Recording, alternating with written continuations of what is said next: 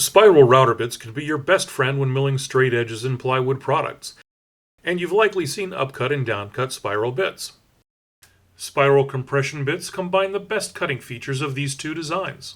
A spiral compression bit has flutes orienting down on one side of the bit and up on the other. This creates a dual cutting action in the middle away from your delicate veneer-topped surface.